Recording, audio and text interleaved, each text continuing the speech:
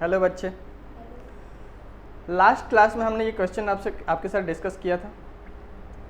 आज के क्लास में ये है आपके सामने नया सवाल। वीडियो पॉज कीजिए और इसको अटेम्प्ट कीजिए एक बार। देखिए पेरेंट चेन कैसे चुनेंगे। इसमें ये है आपका जंक्शन पॉइंट। पेन सेलेक्ट कर लेते हैं हम दूसरे कलर का।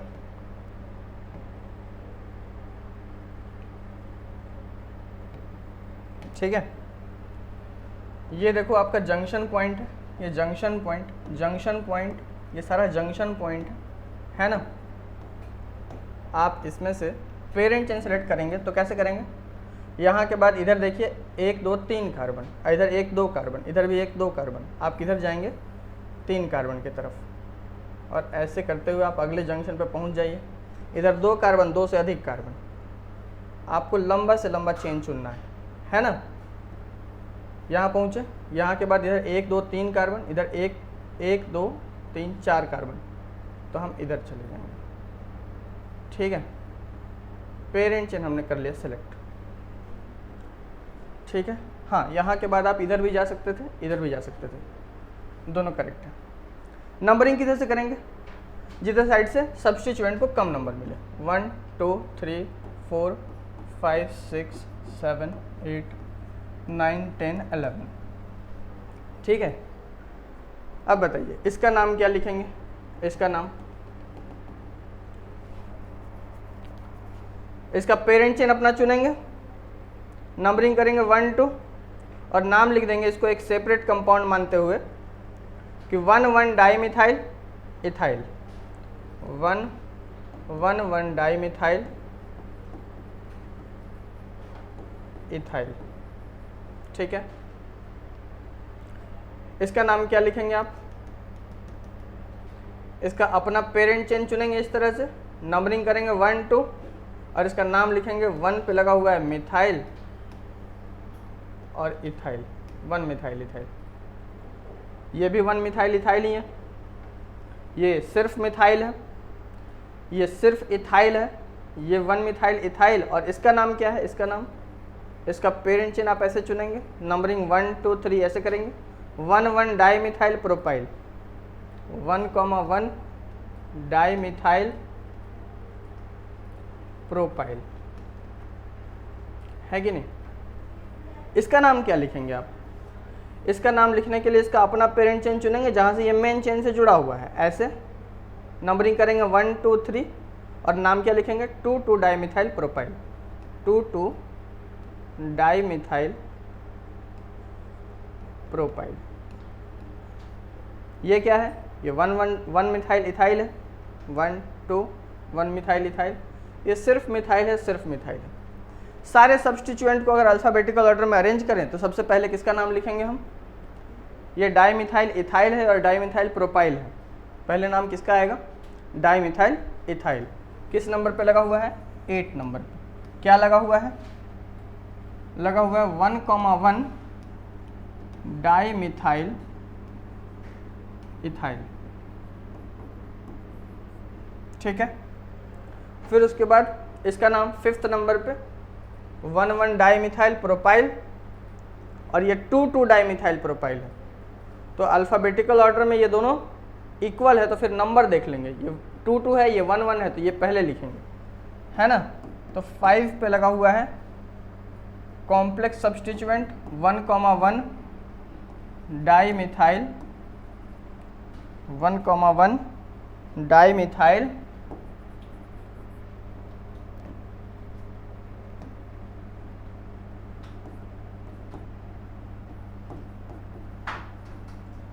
प्रोपाइल, है ना। और ये किस नंबर पे लगा हुआ, 4 नंबर पे, 4 पे लगा हुआ है 1 डाइमिथाइल, सॉरी 2 ना, 2 डाइमिथाइल प्रोपाइल। ठीक है, इसके बाद अल्फ़ाबेटिकल ऑर्डर में किसको लिखेंगे, सिर्फ इथाइल को। किस पे लगा हुआ है, 6 पे लगा हुआ है इथाइल। और कहीं इथाइल है क्या, नहीं।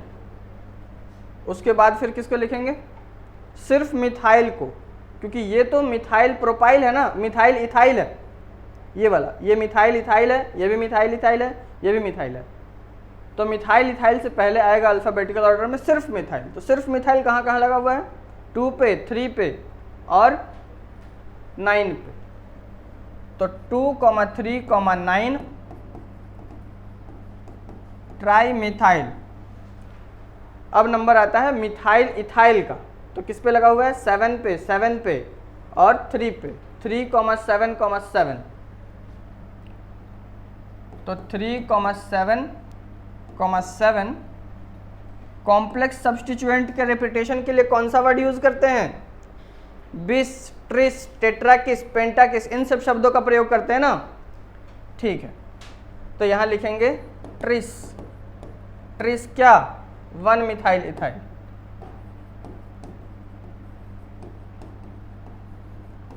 चलेगा। उसके बाद फिर 11 कार्बन का पेरेंट चेन है, सारा सब्स्टिट्यूएंट निपट गया ना। तो फिर 11 कार्बन का पेरेंट चेन के लिए अनडेकेन। ठीक है, बढ़ते हैं नेक्स्ट क्वेश्चन पे। वीडियो पॉज कीजिए, अटेम्प्ट कीजिए।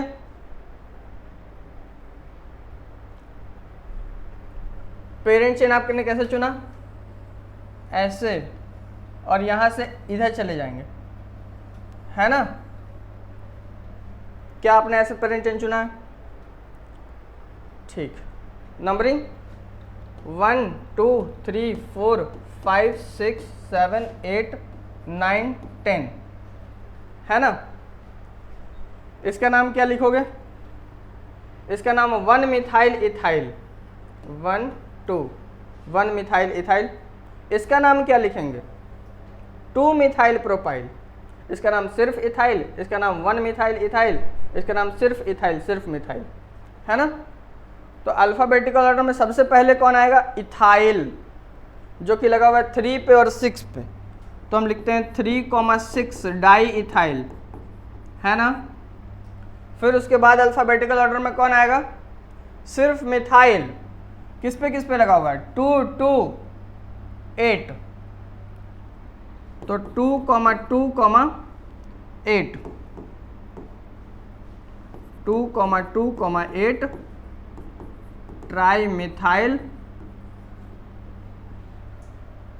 और अब लिखेंगे मिथाइल प्रोपाइल है ये, 2 मिथाइल प्रोपाइल, 2 मिथाइल प्रोपाइल, और ये है आपका 1 मिथाइल इथाइल। ठीक है, तो मिथाइल प्रोपाइल तो बाद में आएगा, मिथाइल इथाइल पहले आ जाएगा। तो किस पे लगा हुआ है, 4 पे लगा हुआ है और 7 पे लगा हुआ है। 4, 7, 4, 7, 4, 7 20 ना जी, 4, 7 कॉम्प्लेक्स सब्स्टिट्यूएंट के रिपीटेशन के लिए 20 ट्रिस, टेट्राकिस, पेंटाकिस, इन सब शब्दों का प्रयोग करते हैं। 1 मिथाइल इथाइल, ब्रैकेट क्लोज। और फिर अब 5th पे लिखते हैं, 5वें नंबर वाले कार्बन पे लगा हुआ है 2 मिथाइल प्रोपाइल। ठीक है जी। और फिर उसके बाद 10 कार्बन के लिए लिख देंगे डेकेन। क्या आपका भी यही नाम आया है, तो सही है। आगे ये सवाल अटेम्प्ट कीजिए।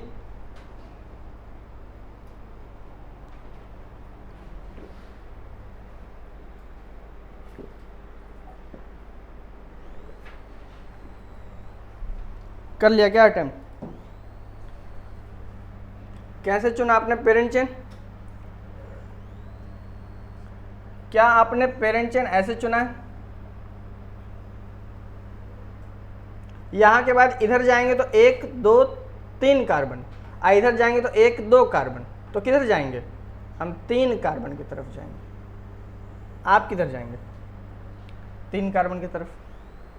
ठीक, नंबरिंग किधर से करेंगे? 1 2 3 पे लगा हुआ है एक सब्स्टिट्यूएंट, इधर 1 2 3 पे लगा हुआ है 2 सब्स्टिट्यूएंट। 1 2 3 4 5 6 7 8 9 10। अब बोलो नाम क्या लिखेंगे? 1 मिथाइल इथाइल, 1 मिथाइल इथाइल, सिर्फ इथाइल, सिर्फ इथाइल, और ये सिर्फ मिथाइल। ये सिर्फ कॉम्प्लेक्स सब्स्टिट्यूएंट, ये क्या है? ये भी कॉम्प्लेक्स सब्स्टिट्यूएंट है, ये भी कॉम्प्लेक्स सब्स्टिट्यूएंट है। इस कॉम्प्लेक्स सब्स्टिट्यूएंट का नाम क्या है? 2 मिथाइल प्रोपाइल। तो 2 methyl propyl, 1 methyl ethyl. Alphabetical order में सबसे पहले कौन आएगा? सिर्फ इथाइल। तो 4 पे लगा हुआ है और 3 पे लगा हुआ है, 3 4 ना, 3 4 डाई इथाइल। और मिथाइल कहाँ कहाँ लगा हुआ है? 3 पे लगा हुआ है और 8 पे लगा हुआ है। तो 3,8 डाई मिथाइल और 1 मिथाइल इथाइल उसके बाद आ जाएगा ना अल्फाबेटिकल ऑर्डर में। तो 6 पे और 7 पे, 6,7 20 1 मिथाइल इथाइल ब्रैकेट क्लोज, और 5 पे लगा हुआ है 2 मिथाइल प्रोपाइल ब्रैकेट क्लोज। सारे सब्स्टिट्यूएंट को हमने लिख दिया। उसके बाद 10 कार्बन का पेरेंट चेन है डेकेन। सही है क्या? ठीक है। इस क्वेश्चन को अटेम्प्ट कीजिए वीडियो पॉज करके। पेरेंट चेन चुन लिया आपने? सीधा सीधा पेरेंट चेन चुन लीजिए। नंबरिंग किधर से करेंगे? तो किधर से भी कीजिएगा, RFPD रूल फेल हो जाएगा। तो RFPD रूल फेल हो जाएगा तो फिर देखते हैं अल्फाबेटिकल ऑर्डर। तो अल्फाबेटिकल ऑर्डर में इन सारे सब्स्टिट्यूएंट में अल्फाबेटिकल ऑर्डर में पहले कौन आता है? तो ये इथाइल है, ये इथाइल है, methyl methyl, propyl propyl, 1 2 3 4, butyl 2 carbon, ethyl 1 carbon, methyl. तो ब्यूटाइल पहले आता है ना। तो ब्यूटाइल को जिधर साइड से कम नंबर मिले, 1 2 3 4 5, जबकि इधर साइड से नंबरिंग करते हैं 1 2 3 4 5 6 7, तो हम इधर साइड से नंबरिंग करेंगे 1 2 3 4 5 6 7 8 9 10 11। बोलो ठीक है? चलिए बताइए नाम क्या लिखेंगे? नाम लिखेंगे 5 पे लगा हुआ है ब्यूटाइल, ठीक है। और इथाइल कहाँ कहाँ लगा हुआ है? क्योंकि अल्फाबेटिकल ऑर्डर में उसके बाद आएगा इथाइल, तो कहाँ लगा हुआ है? 3 पे, 7 पे और 9 पे। तो 3,7,9 ट्राई इथाइल। उसके बाद आता है अल्फाबेटिकल ऑर्डर में मिथाइल। तो 2 पे लगा हुआ है, 8 पे लगा हुआ है और 10 पे लगा हुआ है। तो 2,8,10 ट्राई मिथाइल, है ना, ट्राई मिथाइल। और फिर उसके बाद आता है प्रोपाइल। तो कहाँ कहाँ प्रोपाइल लगा हुआ है भाई? 4 पे और 6 पे। तो 4,6 डाई प्रोपाइल। समझ में आता है जी? डाई प्रोपाइल और 11 कार्बन है ना। सारा सब्स्टिट्यूएंट निपटा दिया हमने। 11 कार्बन के लिए अनडेकेन। बोलो ठीक है? ठीक है।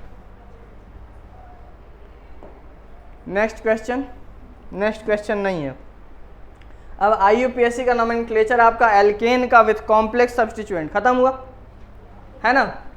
अब हम सीखेंगे IUPAC का नोमेनक्लेचर किसका? Compound containing. अच्छा, कॉम्प्लेक्स सब्स्टिट्यूएंट का जो नोमेनक्लेचर सीखे थे उसका रूल्स जो है वो हमने बता दिया था। ये आप वीडियो पॉज करके लिख लीजिए, है ना। क्या बताया था हमने? कि names of complex substituents are written in bracket. Bracket में लिखते हैं उसको, ठीक है। इसको ब्रैकेट में लिखते हैं, सब्स्टिट्यूएंट के नाम को क्या करते हैं, ब्रैकेट में लिखते हैं। ठीक है, name of complex substituent can be written by using iso, neo, secondary, tertiary, है ना। Iso, neo, secondary, tertiary words का उपयोग करके भी हम इसका नाम लिख सकते हैं। ठीक है, और अगर उन सब नामों को यूज करके हम नाम लिखते हैं तो उस नाम को हम बोलेंगे एक्सेप्टेड IUPAC नेम। क्या बोलेंगे, एक्सेप्टेड IUPAC नेम।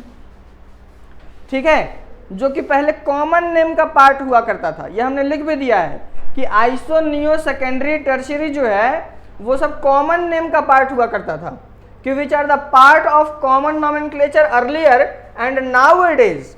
आज के दिन में these names are also accepted in IUPAC nomenclature system. इस नामों को, इन नामों को हम IUPAC नॉमेनक्लेचर सिस्टम में हमने एक्सेप्ट कर लिया IUPAC ने। ठीक है, तो अब हम इसका भी यूज करके नाम लिख सकते हैं, लेकिन इसका यूज करके अगर नाम लिखेंगे तो फिर हम उस नाम को बोलेंगे एक्सेप्टेड IUPAC नेम, है ना। यहां हमने लिखा भी है कि IUPAC name written using iso, neo, secondary, tertiary. Iso, neo, secondary, tertiary, iso, neo, secondary, tertiary, इन सब शब्दों का प्रयोग करते हुए अगर नाम लिखते हैं ना तो उस नाम को बोलते हैं एक्सेप्टेड IUPAC नेम। ठीक है, और ये जो हमने नाम लिखा था कि पेरेंट चेन सेलेक्ट करके और कॉम्प्लेक्स सब्स्टिट्यूएंट का अपना पेरेंट चेन सेलेक्ट करते थे, इसका अपना नंबरिंग करते थे, इसको सेपरेट कंपाउंड मानते हुए नाम लिखते थे, तो इसको बोलते हैं सिस्टमेटिक IUPAC नेम। ये प्योर IUPAC नेम इसी को बोलते हैं। लेकिन आइसो, नियो, सेकेंडरी, टर्शियरी, इन सब शब्दों का प्रयोग करते हुए अगर नाम लिखेंगे ना तो वो भी सही है, और वैसे नाम को बोलते हैं एक्सेप्टेड IUPAC नेम। लेकिन एग्जाम में आप सतर्क रहिएगा कि अगर आपके पास सिंगल करेक्ट, आपके एग्जाम में क्वेश्चन पूछ रहा है एक ही ऑप्शन करेक्ट करने वाला, और दोनों ऑप्शन है एक्सेप्टेड IUPAC नेम वाला भी और ये वाला भी, तो आप सिस्टमेटिक IUPAC नेम वाला जो नाम है ना, 1,1 डाइमिथाइल इथाइल, इस तरह करके आप जो लिखते हैं वो ज्यादा करेक्ट है। ठीक है, जबकि आइसो, नियो, सेकेंडरी, टर्शियरी वाला करेक्ट नहीं है, मतलब उसको कम प्रायोरिटी देते हैं। लेकिन अगर मल्टीपल करेक्ट है, अगर एग्जाम में मल्टीपल करेक्ट ऑप्शन है कि एक से ज्यादा आंसर सही हो सकता है, तो फिर आपका दोनों आंसर सही है। एक्सेप्टेड IUPAC नेम वाला भी, जिसमें कि आइसो, नियो, सेकेंडरी, टर्शियरी इन सब शब्दों का प्रयोग किया हुआ है, वो वाला नाम भी सही है, और सिस्टमेटिक IUPAC नेम के तहत आपने जो नाम लिखा है वो भी नाम सही है। दोनों नाम करेक्ट है। लेकिन कब, जब मल्टीपल करेक्ट आपका आंसर है तब। जब सिंगल करेक्ट रहेगा तो सिस्टमेटिक IUPAC नेम के तहत आपने जो नाम लिखा है, जैसे आप 1,1 डाइमिथाइल इथाइल लिखते हैं, 1 मिथाइल इथाइल लिखते हैं, है ना, तो इस नाम को ज्यादा तरजीह देते हैं, है ना। Okay, while arranging the name of substituents in alphabetical order, iso, neo and cyclo, iso, neo और साइक्लो को कंसीडर करते हैं अल्फाबेटिकल ऑर्डर में, while words like secondary और tertiary are not considered in alphabetical order। ठीक है, ये rule हमने आपको बता दिया था, अब आप इसको लिख लीजिए, है ना। और कुछ रूल्स है, ये भी देख लीजिए कि di, tri, tetra if present in the name of complex substituent, then this di, tri, tetra are considered in alphabetical order because they are the part of name of complex substituent। Di, tri, tetra अगर आपके complex substituent के नाम के अंदर present है, for example 1,1 dimethyl ethyl, तो 1,1 dimethyl ethyl में die के डी को कंसीडर करेंगे अल्फाबेटिकल ऑर्डर में अरेंज करते वक्त। ठीक है, ठीक है। जबकि आपने इसके पहले पढ़ रखा था ना कि नॉर्मल सब्स्टिट्यूएंट के नाम से पहले यूज किया जाने वाला di tri tetra used before the name of normal substituent for their reputation are not considered for arrangement of their names in alphabetical order, है ना। ठीक है, अगर एक ही सब्स्टिट्यूएंट 2 बार 3 बार 4 बार रिपीट करता है तो उसके रिपीटेशन के जाहिर करने के लिए हम बिस ट्रिस टेट्राकिस पेंटाकिस इन सब शब्दों का प्रयोग करते हैं। इफ सेम कॉम्प्लेक्स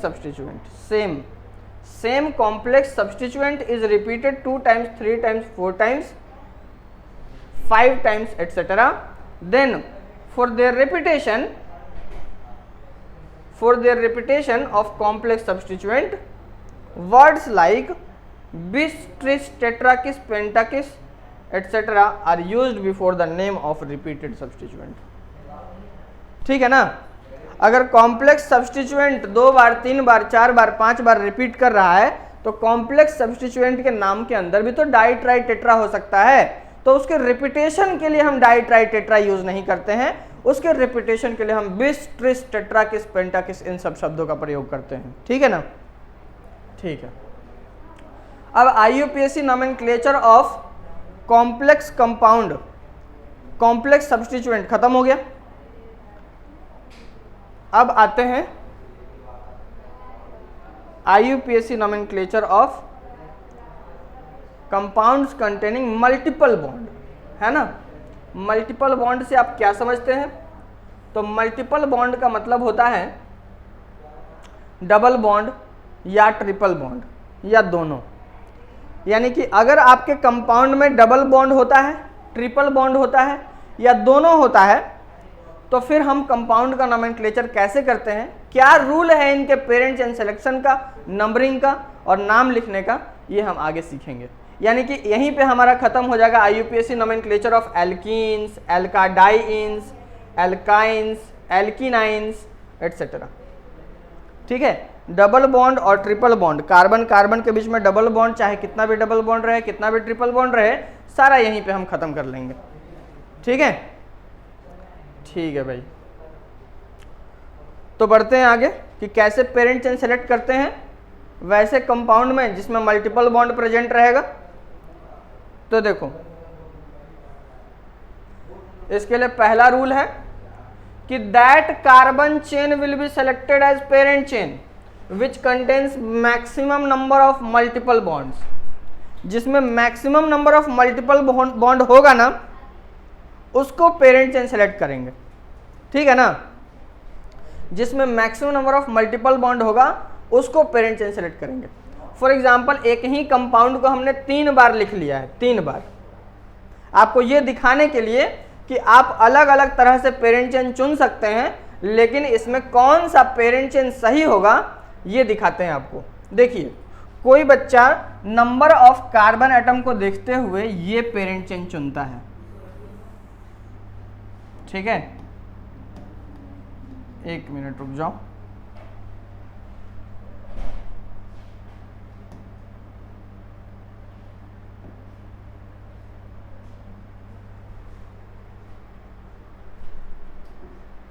ठीक है ना,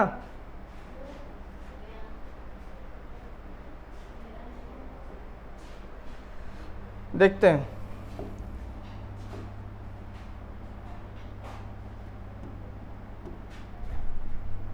अगर आप पेरेंट चेन ऐसे चुनते हैं, ऐसे,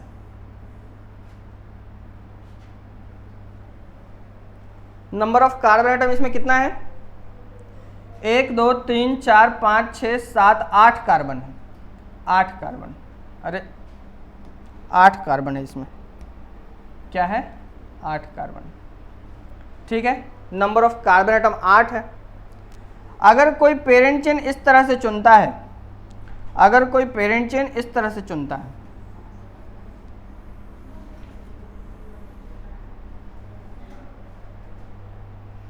और कोई पेरेंट चेन इस तरह से चुन लिया,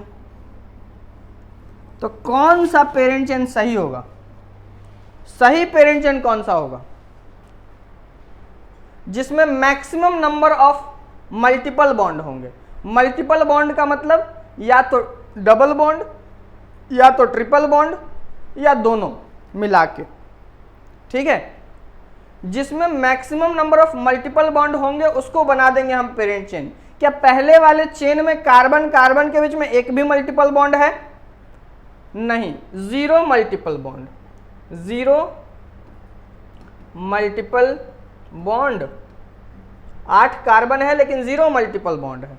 इसमें एक मल्टीपल बॉन्ड है, 1 2 3 4 5 6 कार्बन और 6 कार्बन और एक मल्टीपल बॉन्ड। और इसमें कार्बन तो 4 ही है लेकिन 2 मल्टीपल बॉन्ड।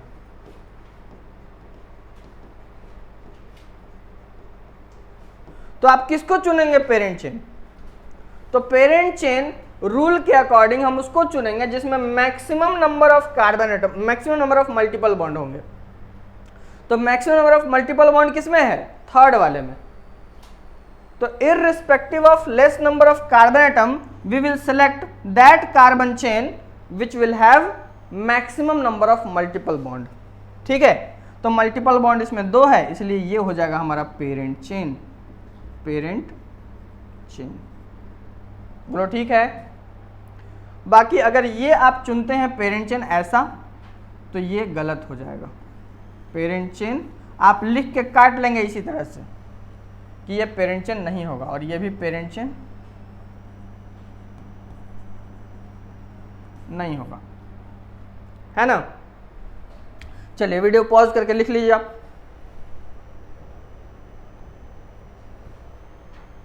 आगे देखते हैं रूल नंबर 2।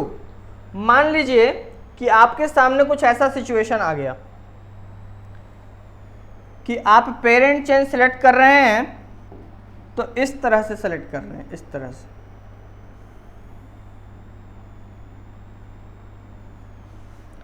ठीक है। एक बार आपने सेलेक्ट किया पेरेंट चेन इस तरह से,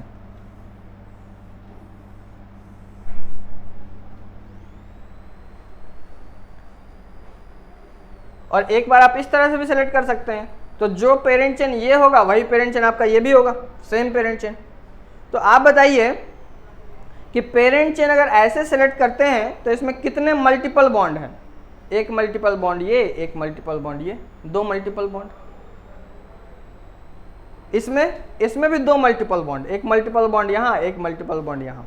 double bond is a type of 1 multiple bond, triple bond is a type of 1 multiple bond. तो 1 मल्टीपल बॉन्ड यहाँ, 1 मल्टीपल बॉन्ड यहाँ, 2 मल्टीपल बॉन्ड, 2 मल्टीपल बॉन्ड। तो मल्टीपल बॉन्ड वाला रूल तो फेल हो गया, रूल नंबर 1 तो फेल हो गया। तो जब रूल नंबर 1 फेल हो जाए तब रूल नंबर 2 पे शिफ्ट होंगे हम। रूल नंबर 2 क्या कहता है कि if above rule fails, if above rule fails to select the correct parent chain then that carbon chain, उस कार्बन के चेन को हम पेरेंट चेन बना देंगे, will be selected as parent chain which contains maximum number of carbon atom. जब multiple bond same हो जाए, एक से अधिक कार्बन के चेन में maximum number of multiple bond same हो जाए तो हम नंबर ऑफ कार्बन एटम देखते हैं। तो 2 मल्टीपल बॉन्ड और इसमें कार्बन एटम कितना है? 1 2 3 4 5 6 7, और इसमें कार्बन एटम कितना है? 3 3 6। तो 7 कार्बन एटम यहाँ है और 6 कार्बन एटम यहाँ है। तो 7 carbon atom, maximum number of carbon atom जिसमें ज़्यादा होगा उसको बना लेंगे पेरेंट चेन। तो 7 कार्बन वाले को हम पेरेंट चेन बना लेंगे।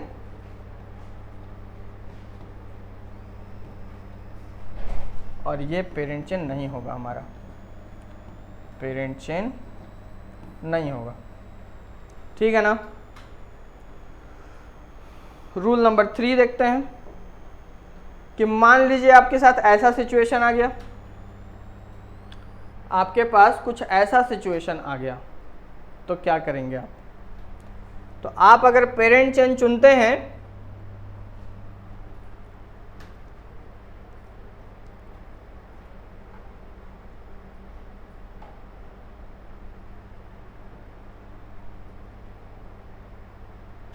इसमें कितना पेरेंट कार्बन एटम है?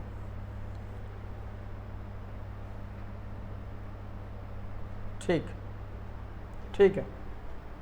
मान लीजिए एक पेरेंट चेन आपने ऐसे चुना, मान लीजिए कि आपने पेरेंट चेन ऐसे चुना,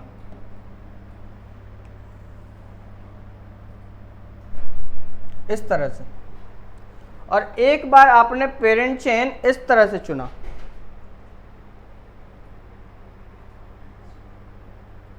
इस तरह से, है ना। तो सबसे पहले हम क्या देखते हैं, rule number 1, maximum number of multiple bond. तो मल्टीपल बॉन्ड कितना है, 2, इसमें कितना है 2, वो रूल फेल हो गया। सेकेंड रूल में देखते हैं नंबर ऑफ कार्बन एटम। तो नंबर ऑफ कार्बन एटम इसमें कितना है, 1 2 3 4 5 6 7, इसमें कितना है 1 2 3 4 5 6 7, नंबर ऑफ कार्बन एटम भी सेम है। तो जब नंबर ऑफ कार्बन एटम भी सेम हो जाए तो क्या करते हैं, तो फिर हम देखते हैं नंबर ऑफ डबल बॉन्ड। तो if above rule fails to select the correct parent chain, then that carbon chain will be selected as parent chain which contains maximum number of double bond, है ना। तो rule number 3 में maximum number of double bond देखेंगे। सबसे पहले हम देखते हैं maximum number of multiple bond, वो रूल फेल हो गया, तो maximum number of carbon atom, वो रूल फेल हो गया, तो फिर maximum number of double bond. ठीक है, तो डबल बॉन्ड किस में ज़्यादा है, इसमें तो दोनों ट्रिपल बॉन्ड है, इसमें एक ट्रिपल बॉन्ड एक डबल बॉन्ड, इसमें कम से कम एक डबल बॉन्ड तो है, उसमें एक भी डबल बॉन्ड नहीं है। तो इसको बना देंगे हम पेरेंट चेन। ठीक है क्या, और ये हमारा पेरेंट चेन नहीं होगा।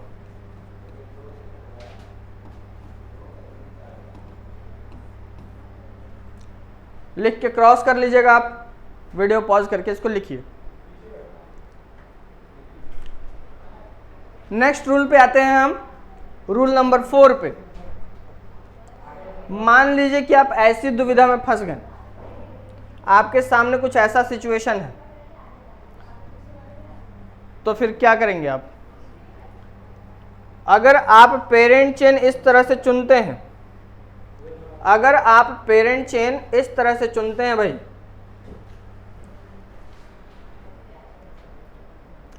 तो एक बार आपने पेरेंट चेन इस तरह से चुना और दूसरी बार आपने पेरेंट चेन इस तरह से चुना, सेम हो जाएगा ना। मान लीजिए इस तरह से आपने पेरेंट चेन चुना,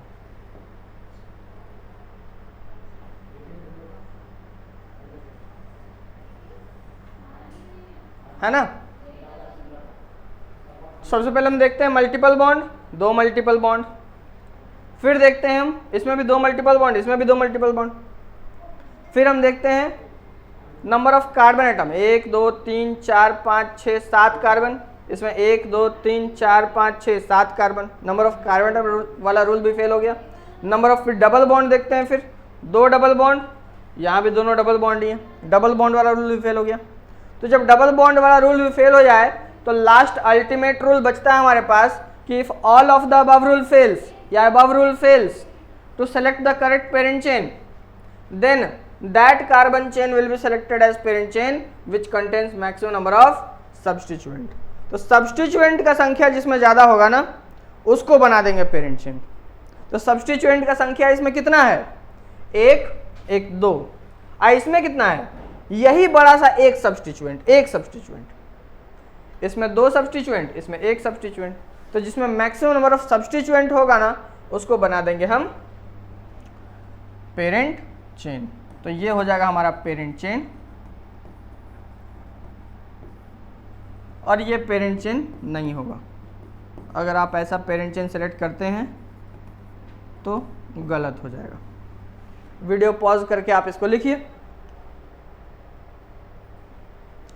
तो इतना कर लेंगे आप, ये चारों रूल ध्यान में रख लेंगे तो आपका पेरेंट चेन सेलेक्ट हो जाएगा। पेरेंट चेन सिलेक्शन के लिए ये 4 रूल है, ठीक है। उसके बाद करते हैं हम नंबरिंग। पेरेंट चेन सेलेक्ट हो गया, अब हम करते हैं नंबरिंग। नंबरिंग करते हैं, है ना। तो आज पेरेंट चेन सिलेक्शन तक ही रहने देते हैं, नंबरिंग करते हैं हम अगले क्लास में। ठीक है ना। Thank you so much.